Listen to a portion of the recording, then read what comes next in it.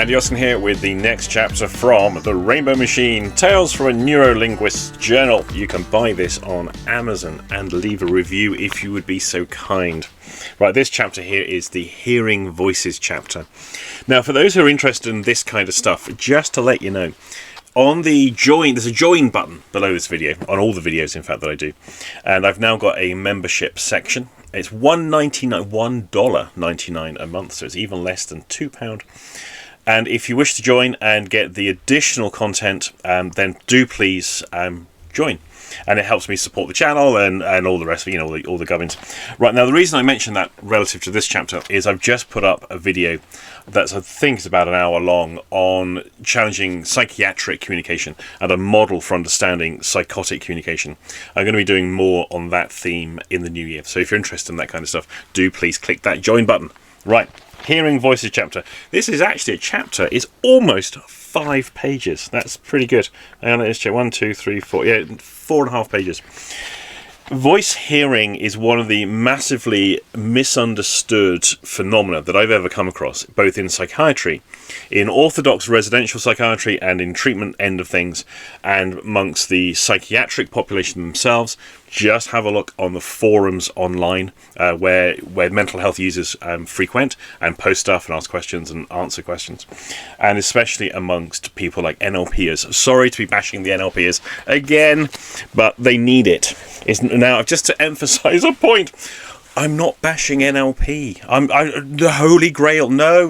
I'm just bashing the NLP practitioners because most of them have an overestimated sense of both self-importance but also competency, and that may well be applied to me as well. And I'm willing to take that. But because somebody has done NLP, it doesn't mean they know everything there is about the brain and linguistics and communication and so forth. And I would urge that you, if you have done your NLP training, you think yourself an NLP practitioner, you need to do a lot more study than you have probably been led to believe that you need to do. One of the emphasis on the course is keep it brief, keep it simple. You don't need to understand why these things work. You merely need to know it does work. You don't need to understand how electricity works. You just need to know where the light switch is. Yeah, you might want to look through those things, those sort of claims, and look at why they're saying those things. Just a thought. Okay, so hearing voices. One of the things that I see a lot in the NLP world, and I've encountered this firsthand, both in training rooms, but also from other practitioners, is things like, yes, do you have a voice in your head? Do you have a picture, you have a feeling or kinesthetic, and you have an internal voice? Where is the voice? And now everything gets reduced down to VAK. And then we start to look at the eye accessing cues and to calibrate whether they're predominantly a visual person, an auditory person, or a kinesthetic person, and whether or not they are predominantly lead with a V, A, or K, and so forth. I'm not entirely sure how much any of that stands up to any form of scrutiny whatsoever. However, it's a very useful thing to learn. But herein lies one of the problems. When we start to reduce the human experience down to pictures, auditory stuff and feelings, and that's the sum total of the human experience, and by changing those three things, then we change the human experience. That is a very superficial and incredibly shallow way of thinking about humanity and of people. And seriously, if you are one of those people, have a look at your own experience. Do you really think that everything can just be reduced to V and K? Is that it? As though the suffering of people only goes as deep as the pictures they make in the head, the things they say to themselves, and the feelings that they make. No, it goes much deeper than that. And that is an important thing for people to understand, but unfortunately, a lot of people don't understand it. I've had a recent encounter on one of the online forums this week, and the stupidity of, well, just the blatant narcissism that is displayed on the forum by multiple posters. This wasn't an NLP forum, by the way, this was a hypnosis forum. Just was staggering to me, and I thought, okay, I'm disengaging from these people. One of the things about, one of the hallmarks of narcissism is the superficiality by which the narcissist engages with other people. And they often have an emotional age of around about 5 years old, and their model of understanding of other people is based around 5 years old. They may have multiple levels of experience, but actually the depth by which they see, well, is very shallow. I have a voice in my head. Or does that mean I think? See, if I have a voice in my head and I start to look at which direction it comes from and all the rest of it, then if I have a voice, surely that's just me thinking. Here's a good example I have of this. I was asked to assess and see a client of another therapist, and the client agreed to be filmed for this particular session. And it was one of the worst sessions I ever did, but because it was so bad, for various reasons, it actually got a really good result. This lady arrived with a thorough look of contempt on her face. She'd been in therapy for way, way too long. I think she was a lifelong therapy recipient, and clearly nothing had helped her so far. But what struck me most of all was her demeanour, her evident non-verbally communicated attitude, and just the look of contempt on her face. Now, I used to be a nurse. I've worked around nurses. I know what contempt looks like, and I know what body language of people like her look like. I used to work with them. Not all nurses, just some of them. But they are very obvious, and she reminded me immediately of some of the people I've worked alongside who didn't like anybody or anything, and nothing was ever going to be good enough. And that was very clear in her body language to me. So I just calibrated that, to use the NLP term, merely based on prior experience. And I think if people have been around personalities like her before, it might easily be missed. So she sits down opposite me. Now, I've seen the prior videos of the sessions that she's had. And so I already have quite a good amount of data on her. I've also seen the notes, and I've spoken at length with the therapist she's previously been seeing. She knows all that. She sits down opposite me, and I say to her, okay, so what's the problem? And the sheer look of contempt on her face was extraordinary, and justifiably so, because she knows I know what the problem is. She knows I've seen all the data. She knows I've got all this information, and she's probably been asked what the problem is 1,000 times by 1,000 different therapists. And she said the following words, or words to this effect. This is one of those stories I've retold so many times now, I don't actually remember what's true or not. It's one of those, There is a video of the session, so one day I'll be able to verify it.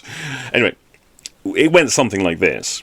So what's the problem? And she says something along the lines of, I have a voice in my head that says you're no good. Now, there's something about the sentence structure there that I get immediately. The referential index has been largely assumed by prior therapists to be her. I have a voice in my head that says you're no good. That's a different proposition from saying I say to myself I'm no good. I say, Andy, you're no good. These are very, very different structured experiences expressed differently. If I hate myself or I'm a hateful person, they're different structures. Okay, you understand the difference between a behavior with kinesthetic and identity statement. You should also understand the difference between me saying, go on, Andy, you can do this, to motivate myself, and saying, yes, I can do this. I know I can do this. They're very, very different structures. One has elements of dissociation and an internal identity avatar, and one is a congruent I talking to I. It gets very confusing, but you need to understand these different structures, especially if you want to understand internal dialogue. I'm going to do, just so you know, on the Ericksonian course that I'm teaching, on the members section, this is one of those features that will be coming up in terms of referential index and how we utilize that within an Ericksonian hypnotherapy context. Not inductions, actual doing the therapeutic stuff, because I figured that's not really taught that well very commonly. There are some exemplars out there, just not very many of them. Where was I? I have a voice in my head that says you're no good. Here is how I hear what she says. I think you're no good. I think you're no good. That's what she said. But because she's been exposed to lots of therapy, lots of NLP, lots of hypnotherapy, lots of all of those alphabet therapies, she's learnt she no longer has thoughts. She has pictures, auditory, and feelings, kinesthetics. She no longer is in the normal everyday lexicon that everyday people speak. She now speaks like a NLP practitioner. I have a voice in my head that says you're no good. And essentially what happens next is, so I hear her say you're no good, and I validate that. And for the next God knows how long, I'm really not very good. For a multitude of reasons. I could blame it on the jet lag. When I've told this story before, I say it was intentional. I did this by design. Partly, not quite as much as I'd like to remember it to be, or actually, anyway. She leaves the session spectacularly unhappy, very pissed off at the end of that, writes a very lengthy rebuke of me and of my work and of what I'd done, and basically did not like me one bit, which I expected from the moment I set eyes upon her. I knew that was going to be the case. I have a voice in my head that says you're no good, lacks a referential index that is readily understood. I think you're no good is very different to I think Andy's no good. Now the referential index is clarified. From I have a voice in my head that says you're no good, which could be either talking to herself or talking to other. The voice in her head now, she's in agreement with that Andy is no good. In the very lengthy character assassination that she wrote, she did report an 80% improvement across all her symptoms. Now, is there a relationship between those things? Of course I'm going to claim that. Of course I am. It just seems very coincidental after all the years and hours of therapy that she's had. After an appalling encounter with a very shoddy practice on my part, she seemed to recover by 80%. But anyway, that's open to conjecture. Now, where was I going with this? Schizophrenics. So people with schizophrenia is a very different proposition to a schizophrenic. If you notice, a schizophrenic is an identity. I am a schizophrenic. I have schizophrenia. I suffer from schizophrenia. These are very, very different positions. And in psychiatry, there's been this move to try and stop labeling people. In medical circles and in healthcare circles generally, the concept of labeling is very well understood. And so what we did when back in the 90s when I worked in mental health, we didn't call people patients. We called them residents, because apparently that was... and we didn't call people patients. We called them clients. And in one organisation, I do not kid, customers. They actually wanted us to refer to these individuals who we would force medication upon, customers. Unbelievable. It was the adage of last year's business training is this year's personal development. And it's true in psychiatry too. That notion of becoming customer-focused business or customer focus became very popular throughout human resource departments and then leaked out through the training circuits there into the personal development and mental health field. But again, could do more on that another day. So I have a voice is often is not spontaneously reported. I'm hearing voices is not very common. There are two ways people can hear voices. They can be internal voices, that's internal dialogue by the way, or they can be voices that appear to originate externally. Guess what? That's internal dialogue too. It just has a sensory deception built into it. A sensory malfunction built into it, where I'm no longer aware that I have agency over the voice that I'm hearing. Mind-blowingly, back in the 90s, where they started brain scanning people who were voice hearers, they discovered that people who had voices originating on the outside, it was their verbal areas of the brain lighting up. They were producing the voices themselves. Of course they were. Where did they think the voices were being generated? So, very rarely do you have florid hallucination where voices appear externally. Now, when that does happen, that is usually highly indicative of biochemical changes within the brain. These sort of hallucinatory effects, many of us have experienced at the peak of just falling asleep, usually when we've been ridiculously overtired. You know that overtired bit where you can't actually sleep because you're too tired, that ridiculous scenario.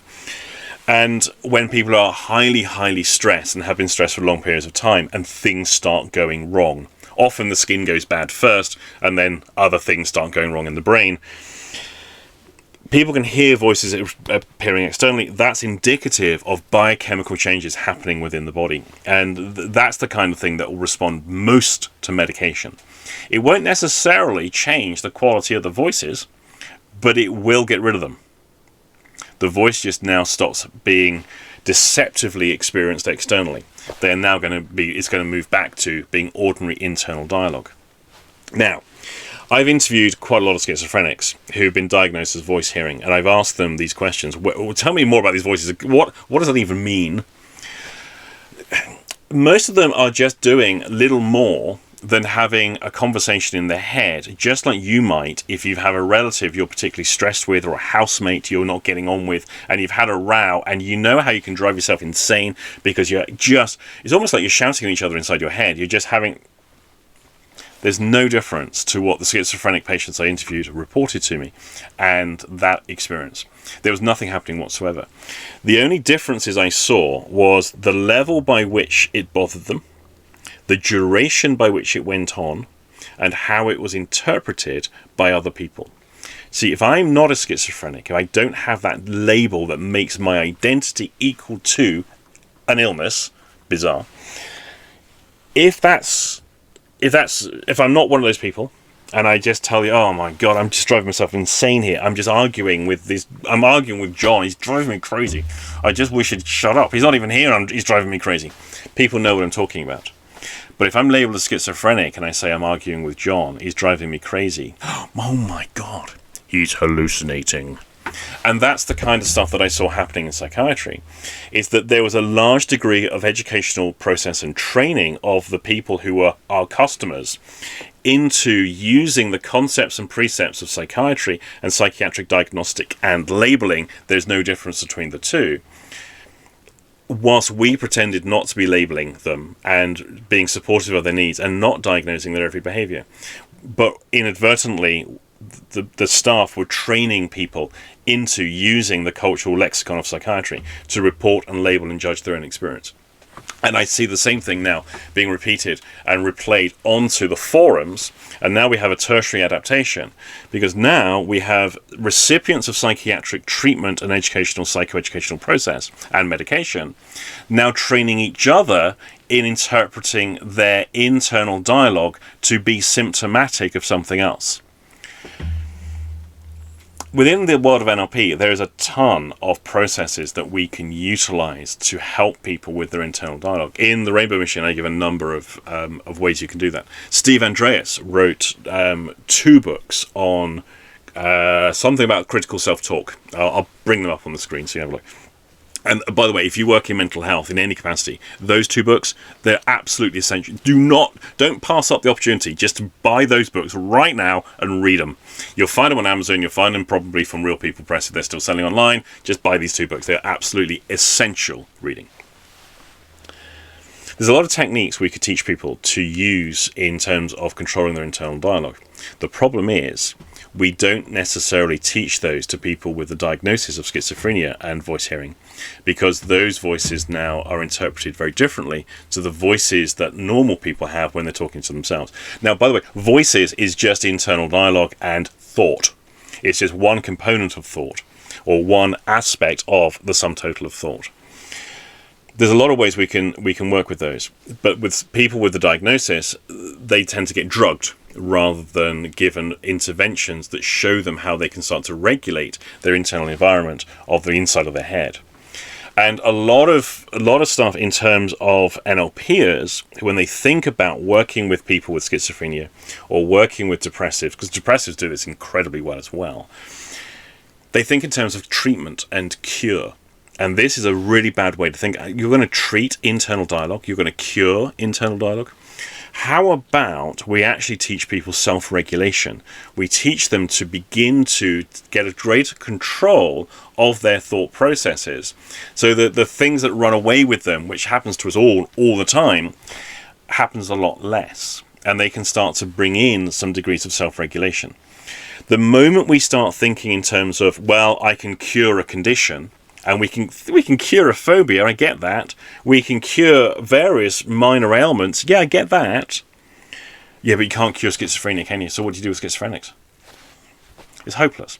And so because of the control and influence that orthodox psychiatry has within culture, then we don't really... It starts to shape how everyone else seems to think as well. Think more in terms, when it comes to internal dialogue, this is merely... And hearing voices is merely how people think. It is the thought process people have. When people talk about hearing voices, that is not much different to the NLPer breaking down an experience into visual, auditory, and kinesthetic, and thinking that's the totality of their experience. When a person who's diagnosed schizophrenic is hearing voices, that is not the totality of the experience. That is just a small portion of it, as framed by the psychiatric process, for want of a better thing. I think that's what I want to ramble on about. I'm going to do more on this, but it's because it's quite in-depth and quite complicated. I'm not sure it's really sort of mainstream YouTube material, so I'm going to save that for the membership section, which, as I say, is only $1.99 a month. Click the join button. You might find stuff you like. You can unsubscribe anytime you like. So that's my little sales pitch, and that's my little rant on NLP practitioners and psychiatry. Probably covered all bases there for people to upset. Do please click the like button, and I'll see you in the next video.